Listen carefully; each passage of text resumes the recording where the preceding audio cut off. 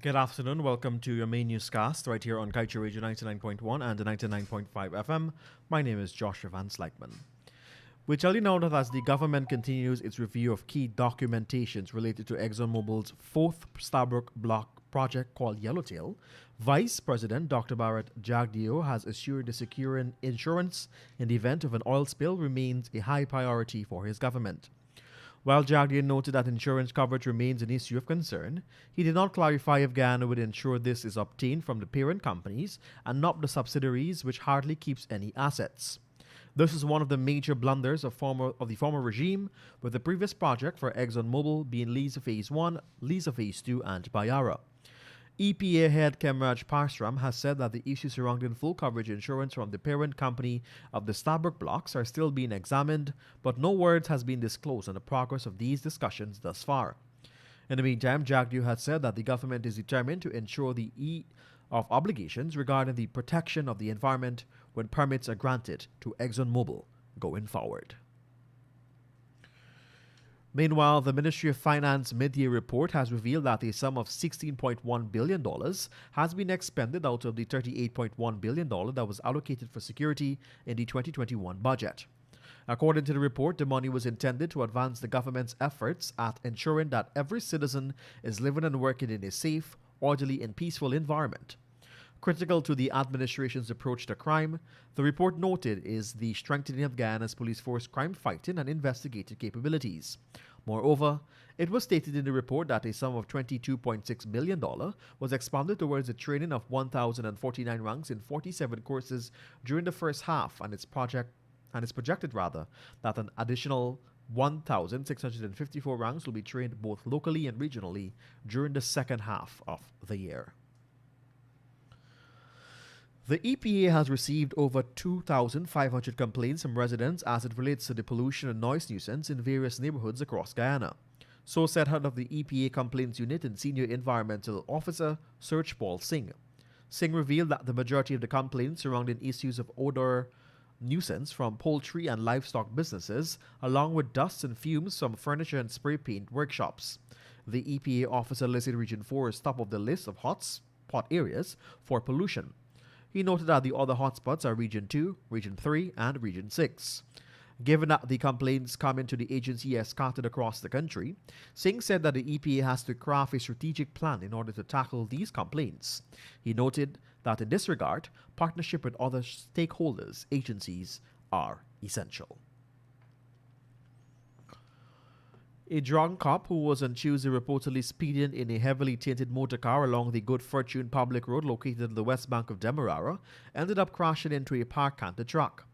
The cop was at the time traveling along with two of his colleagues inside the car when the accident occurred. Eyewitnesses stated that the accident took place around 21 hours. Not only did he crash, but we were told that the Lagrange police station had coincidentally run out of breathalyzer testing kits to test his blood alcohol content that evening. It is understood that the cop is attached to the Lagrange police station too, and that his colleagues were eventually forced to conduct a breathalyzer test on him after the owner of the truck insisted that it must be done. The result of a test reportedly showed that the cop's blood alcohol content was 0.59. We tell you now that the body of a man was found lying motionless in a drain at the Parika Back Dam East Bank Essequibo on Tuesday around 14 hours 30. According to reports, after an unknown individual called and made a report about the body, police ranks were dispatched to the area.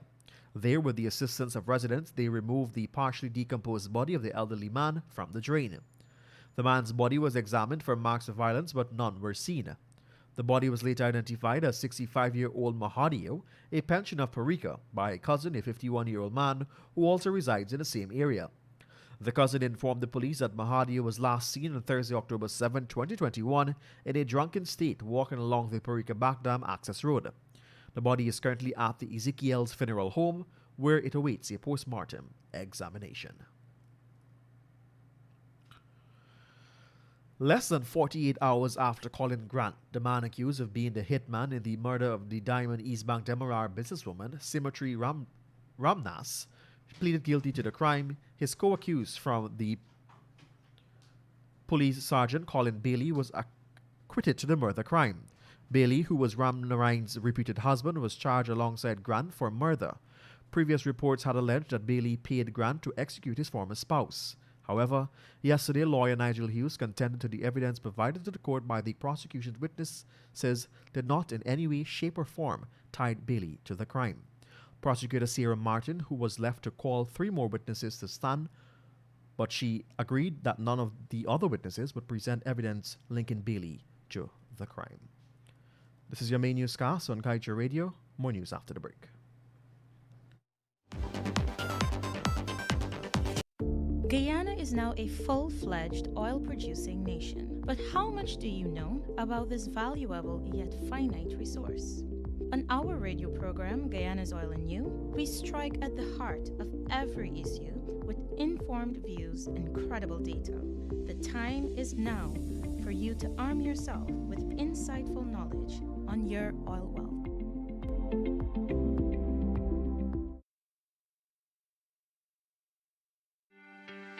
This is GHK Lal inviting you to join me weekdays from Monday to Friday on the National Outlook for commentary on a range of issues. Immediately after the 12 noon and 7 p.m. newscasts on Kaieteur Radio at 99.1 FM and 99.5 FM. Looking forward to you sharing in the conversation.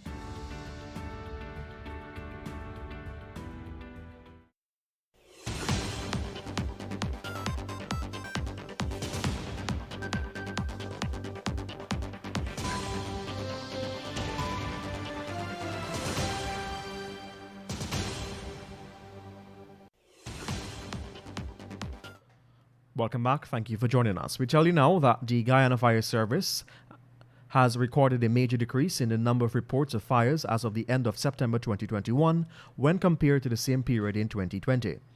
Deputy Fire Chief Gregory Wickham on Thursday last informed reporters that the fire service responded to a total of 832 fire calls to date.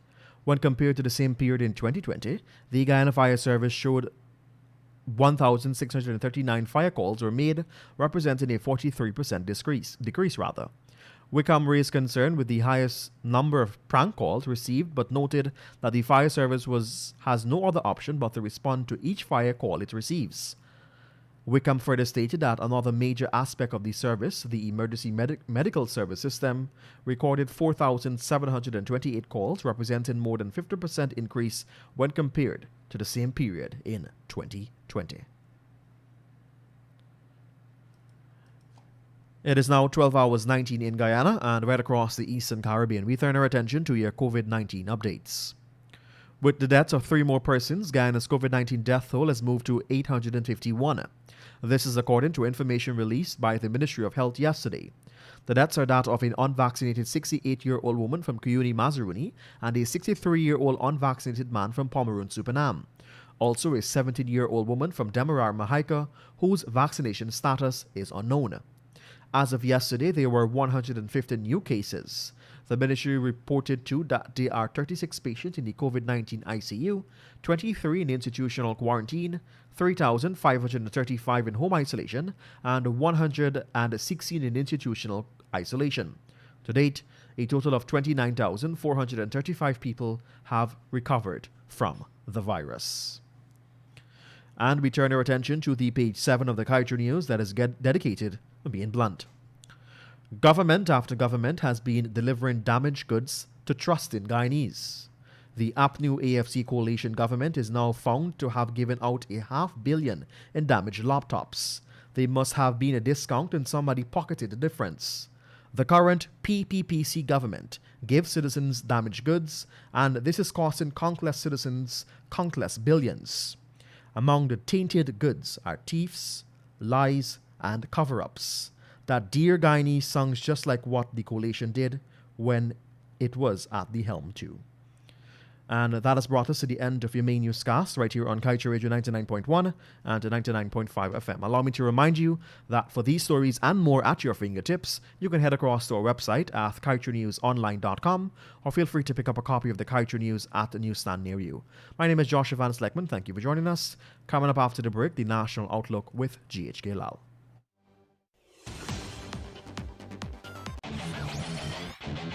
Want value for your advertising dollar? Then place your ads on Kaieteur Radio's newscasts. Streamed live on 6 different mediums, reaching hundreds of thousands. Advertise today and watch your dollar grow. Call us on 225-8465 or 226-8210 today.